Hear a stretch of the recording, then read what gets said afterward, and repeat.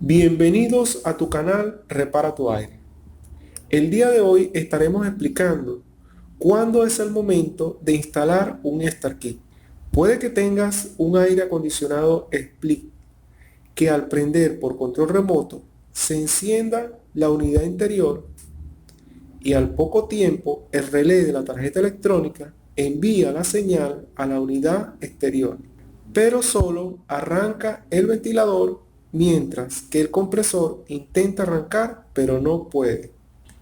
Adicionalmente, ya chequeaste el capacitor o simplemente lo cambiaste y por lo tanto está en buen estado. Si este es tu caso, puedes instalar un Start Kit, que es un componente eléctrico que ayuda a los compresores que tienen deficiencia en su bobina de arranque.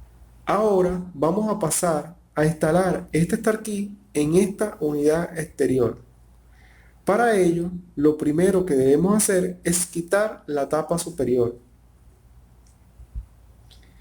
Y ya con esto tenemos acceso al capacitor. Antes de instalar el Start Kit, se recomienda desconectar el equipo eléctricamente.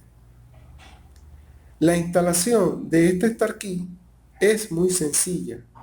Uno de los terminales del Start Kit va en uno de los polos del capacitor y el otro terminal del Start Kit en el otro polo.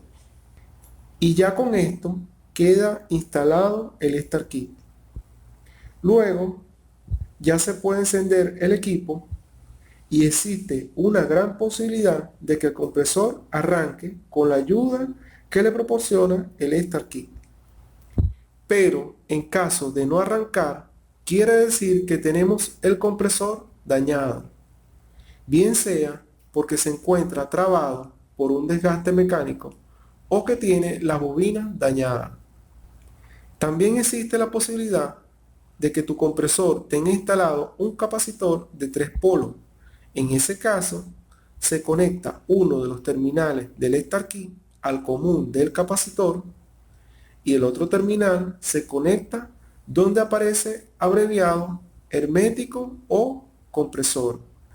Con esto hemos llegado al final de este tutorial. Y si te ha gustado el video, me puedes ayudar a recomendarlo con tus amigos en las redes sociales. Y suscríbete para mantenerte informado de los nuevos videos que estaré subiendo. Por último, déjame tu comentario sobre el video o si tienes alguna duda, en la medida de lo posible te estaré contestando.